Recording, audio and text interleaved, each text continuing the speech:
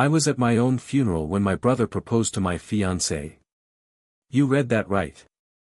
They didn't even wait for my ashes to cool. The church was full of fake tears, white lilies, and whispered lies. I stood at the back in disguise, alive, breathing, heart pounding in betrayal. 2 weeks earlier, I'd died in a car crash. At least that's what everyone believed. But what no one knew was that the accident had been staged, by me. Why? Because I needed to see something. I needed to know if the people closest to me were lying. Turns out, they were. That man kneeling on one knee. That was my brother, Derek Whitmore, the guy I gave everything to. My business, my house, my trust. And the woman smiling through her tears as she accepted his ring. That was Madeline Carter, the love of my life, or so I thought. I wish you were here, Noah, she whispered dramatically, holding the ring close to her chest. But I think you'd want us to be happy. I almost laughed out loud. Happy? I sacrificed everything for them. Derek was drowning in debt until I bailed him out. Madeline had nothing when I met her, no family, no career, no direction. I built her. Lifted her. Loved her. And this is how they repaid me. With a goddamn engagement ring over my casket. No tears for the man they claimed to love. Just rehearsed grief and a quick handoff of the diamond I paid for. So I watched them. Quiet. Cold. Furious. That's when I decided, I wouldn't stay dead forever. You'd think a man like me would have seen the betrayal coming. But the truth is, I was too blinded by love. Too trusting of blood. I'm Noah Whitmore, CEO of Whitmore Real Estate Holdings. Built it from the ground up after leaving a broken home at 17. My father walked out, my mother drank herself into oblivion, and I was left to raise my little brother, Derek, alone. I wasn't just his brother. I was his father, his bank, and his damn backbone. Every time he crashed and burned, I cleaned it up. Every time he gambled too much, partied too hard, screwed up with girls, I was there. Quietly paying off his mistakes. And Madeline Carter? She came into my life like a soft breeze after a hurricane. I met her at a charity gala 5 years ago. She was working the event, smudged eyeliner, shaking hands, worn-out heels. But even then, she smiled like she believed in something. I liked that about her. Maybe even envied it. I offered her a job. Then came dinners, long walks, soft kisses in the quiet corners of my world. She was different, or so I thought.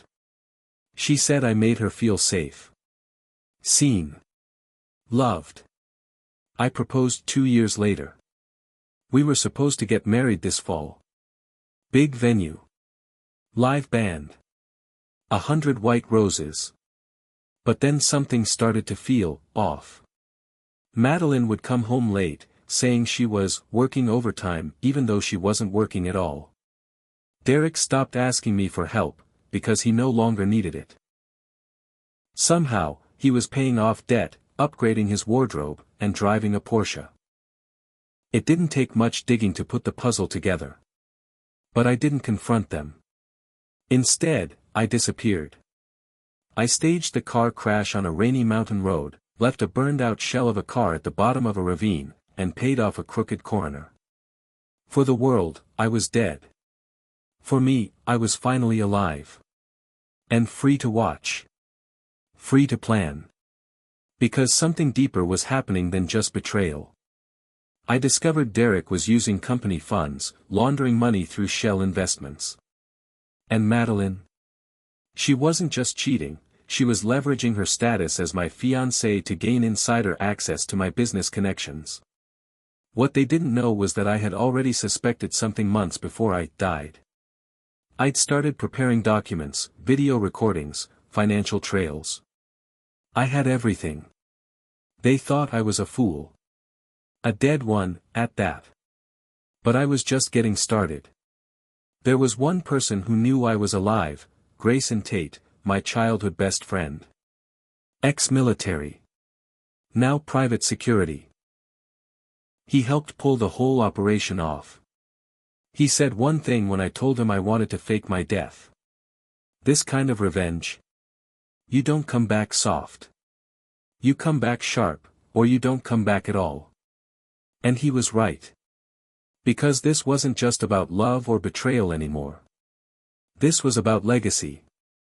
They didn't just stab me in the back, they tried to steal the life I bled to build. And when I came back, they wouldn't see a broken man. They'd see a storm. It was a Thursday afternoon when I saw it with my own eyes. Not a rumor. Not a suspicion. But raw, unfiltered betrayal. Grayson and I had been watching them for days, tracking their every move through the city, from Derek's sleek corner office to Madeline's charity brunches where she wore grief like a designer gown. We had tapped into their phones, monitored their emails, and even hacked into Derek's private server. But nothing prepared me for what I saw on that security feed. "They're inside the vault," Grayson said flatly, staring at the live feed. "Together." I leaned in. There it was. My brother and my fiancé. In my private office vault, one only I should have had access to. Madeline was typing in the access code like she'd done it 100 times before. She even smiled when it clicked open.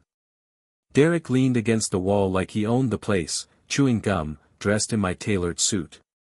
"The bastard. You sure the code's right?" he asked.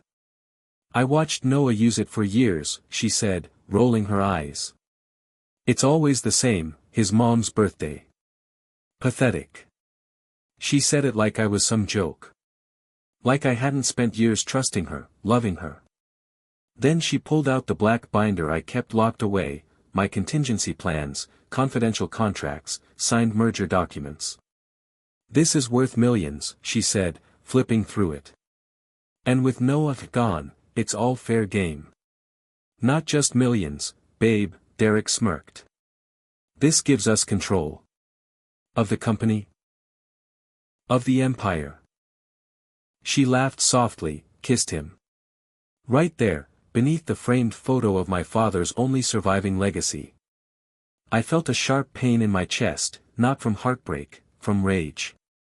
Pure, scorching rage. "Download the footage," I told Grayson. "Every second." He nodded, silent, jaw clenched like mine. It wasn't just betrayal anymore. It was theft. Corporate espionage. And worst of all, it was personal. But the real twist? They weren't working alone. That same night, Grayson found something else in the records. A string of wire transfers, large ones. All funneled through a third-party LLC. We traced it back to a familiar name. Adam Prescott. My former mentor. My company's biggest investor. I hadn't spoken to him in months, not since I started pulling away from the board. But now it all made sense. Prescott had been backing Derek behind my back. Feeding him influence. Helping him take over my seat from the inside. He was planning a full-blown hostile takeover. Using my death as the spark to light the fuse. "It's bigger than just betrayal," Grayson said, sliding the files to me. "They're planning to announce you left everything to Derek. Including the controlling shares. But my will. Already forged. Prescott's team had a fake one filed. Madeline notarized it. Dated 2 days before your accident. And just like that, the puzzle snapped together. Madeline didn't just cheat on me, she buried me. Derek didn't just backstab me, he erased me. And Adam? He lit the match. They're going public with it in 10 days, Grayson added. Press conference. Board restructuring. Everything. 10 days until I officially disappeared forever. 10 days until they walked away with my name, my company, my legacy. Unless I burned them first. You're not just dealing with betrayal anymore, Grayson said, scanning the files under the flickering light of his garage. You're dealing with a syndicate of snakes. The web was bigger than either of us had imagined.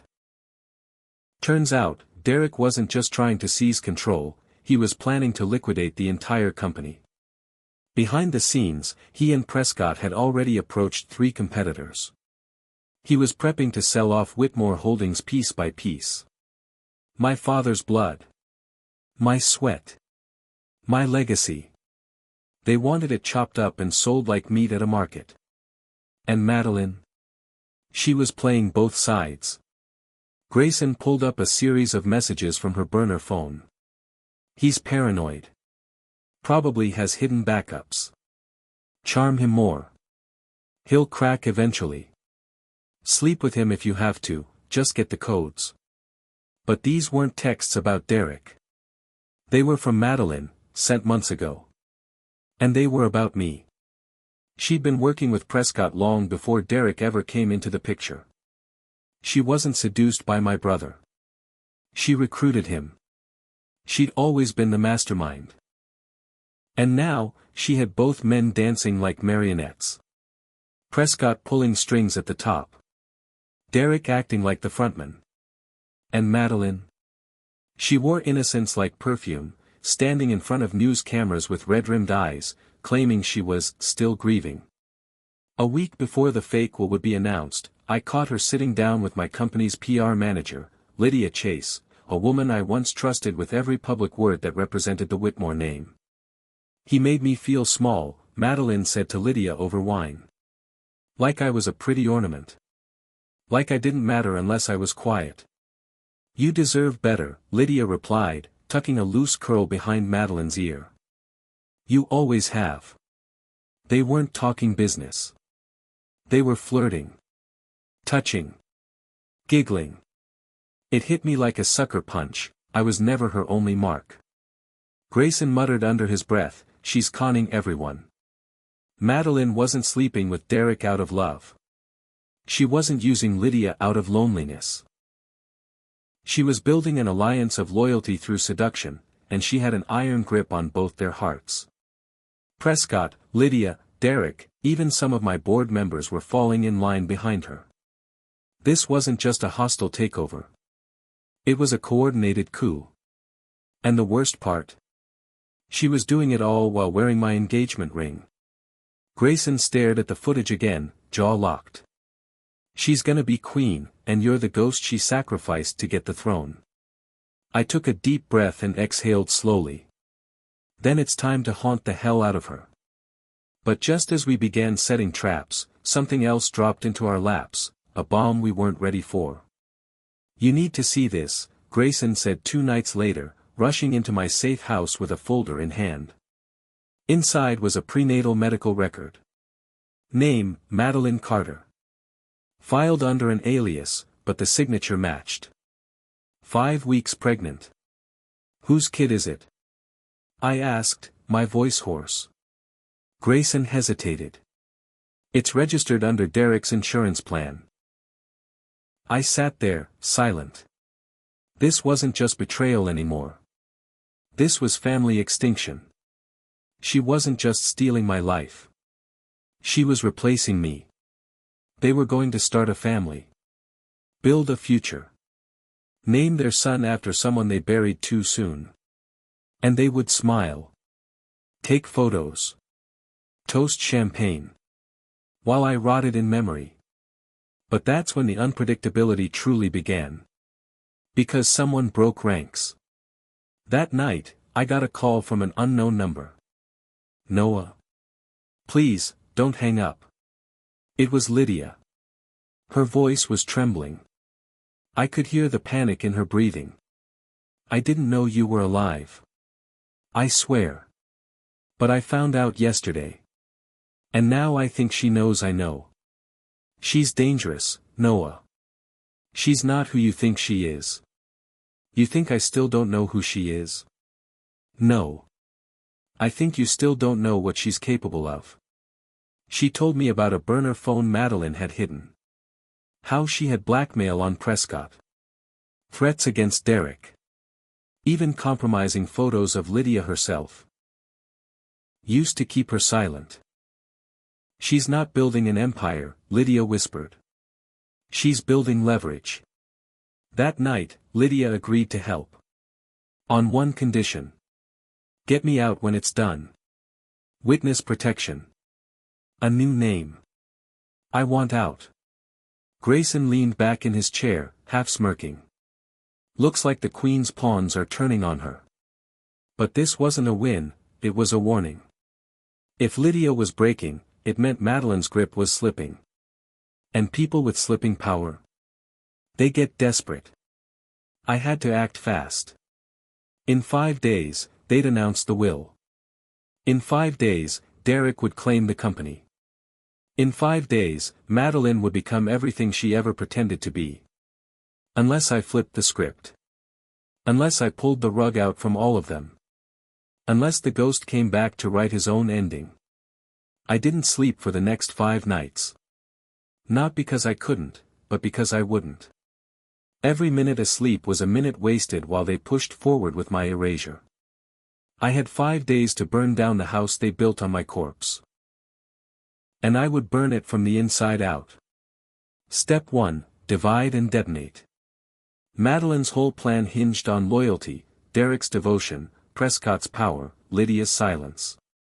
So I started tearing it apart.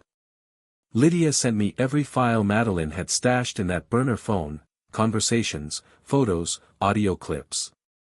One of them caught Derek confessing to embezzlement, and another. Prescott whispering about offshore accounts they planned to use once the takeover was finalized. Grayson and I made 5 anonymous drops. One to the SEC. One to a reporter at the Herald. One to Prescott's wife. One to Derek's private banker. And one, to Madeline herself. At 11:03 a.m. on day 3, I watched the cracks appear. Derek stormed into the company lobby, red-faced and snarling, phone in hand. Prescott followed 2 hours later, flanked by lawyers. Lydia texted me. They're unraveling. She's panicking. Exactly as planned. But it wasn't enough. I wanted them destroyed, publicly, permanently, poetically. Step 2. Become the ghost that haunts them.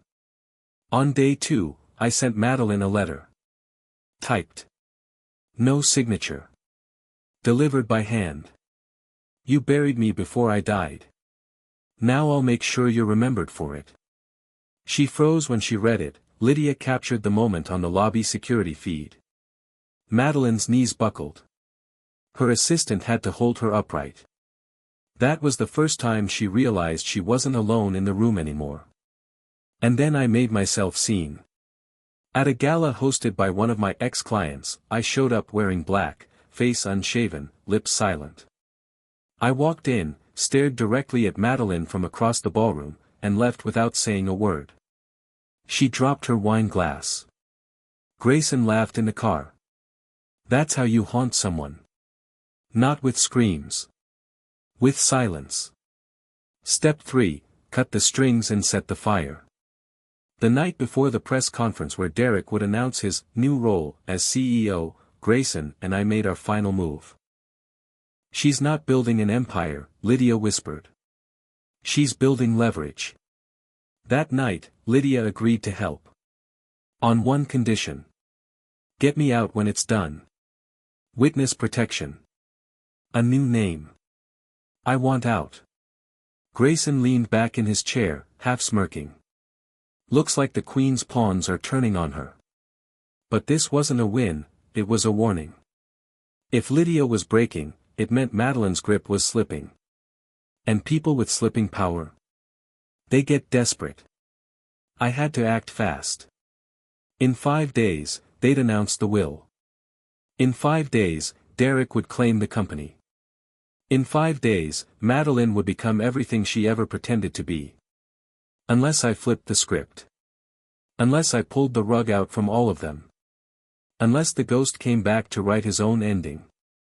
I didn't sleep for the next 5 nights. Not because I couldn't, but because I wouldn't. Every minute asleep was a minute wasted while they pushed forward with my erasure. I had 5 days to burn down the house they built on my corpse. And I would burn it from the inside out. Step 1, divide and detonate. Madeline's whole plan hinged on loyalty, Derek's devotion, Prescott's power, Lydia's silence. So I started tearing it apart. Lydia sent me every file Madeline had stashed in that burner phone, conversations, photos, audio clips. One of them caught Derek confessing to embezzlement, and another. Prescott whispering about offshore accounts they planned to use once the takeover was finalized. Grayson and I made 5 anonymous drops. One to the SEC. One to a reporter at the Herald. One to Prescott's wife. One to Derek's private banker. And one, to Madeline herself. At 11:03 a.m. on day 3, I watched the cracks appear. Derek stormed into the company lobby, red-faced and snarling, phone in hand. Prescott followed 2 hours later, flanked by lawyers. Lydia texted me. They're unraveling. She's panicking. Exactly as planned. But it wasn't enough. I wanted them destroyed, publicly, permanently, poetically. Step 2. Become the ghost that haunts them. On day 2, I sent Madeline a letter. Typed. No signature. Delivered by hand. You buried me before I died. Now I'll make sure you're remembered for it. She froze when she read it. Lydia captured the moment on the lobby security feed. Madeline's knees buckled. Her assistant had to hold her upright.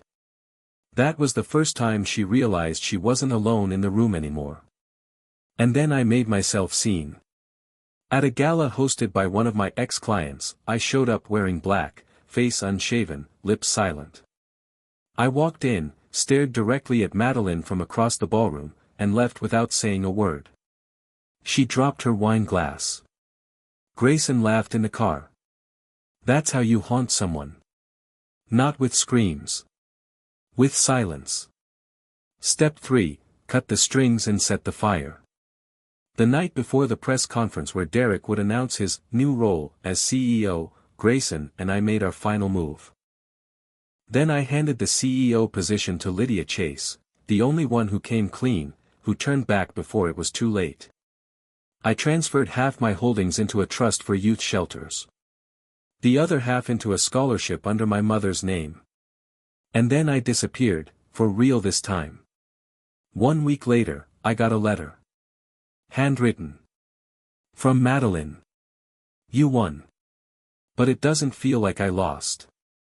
Because I still dream of you. And in my dreams, you still love me. No return address. I burned it. It's funny how people remember you better after you're dead. After everything, after the fake crash, the betrayal, the lies, the spectacle, I disappeared from the public eye like smoke. Some called me a legend. Some called me a ghost. But I never needed their praise. I just needed peace. Derek's trial made headlines for weeks. Embezzlement. Fraud. Assaulting an officer. He pled not guilty, of course, until the financial logs Grayson and I submitted left him no place to run. He was sentenced to 7 years in federal prison. No one came to visit. Prescott was disbarred, fined, and exposed in the media. Every shady deal he ever touched was dragged into the sunlight, and the board of directors severed ties within 48 hours. He lost his fortune, his reputation, and according to rumors, his wife. They say he's living off borrowed money in a South American villa, aging like a ghost of himself. And Madeline? She vanished. After the pregnancy lie broke and her social circle imploded, she left town. No charges were filed. Technically, she didn't break the law. But she broke something bigger, trust. No one in business, media, or high society wanted her name on their lips. I heard she tried to reinvent herself under a different name. But no matter where she goes, people remember her face. You can't scrub betrayal off your soul. You live with it. And as for me, I moved to a quiet stretch of land in Montana. No Wi-Fi. No meetings. Just clean air, the sound of my boots on fresh snow, and the occasional check-in from Lydia, who's now running the company like it was always hers to lead. Sometimes she sends me updates. Revenue's up. Investors are happy. The Whitmore legacy is stronger than ever.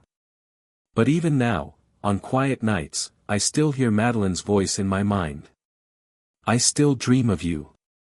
Maybe some part of me will always love the idea of her. But not the woman who wore my ring while plotting my burial. Not the woman who could fake an entire life, just to steal mine. 1 month ago, I got an encrypted message. No name. No subject. Just one line. What if Madeline wasn't working for herself? At first, I thought it was bait. But then Grayson called me the next night, voice tight. We've got a problem. Someone reopened the Prescott files. And whoever it is, they're using your dead name. The ghost isn't gone. He's being used. Again. So now I'm heading back to the city. Just for a while. I don't plan on staying. But if someone out there wants to wear my skin again, I'll make sure it doesn't fit.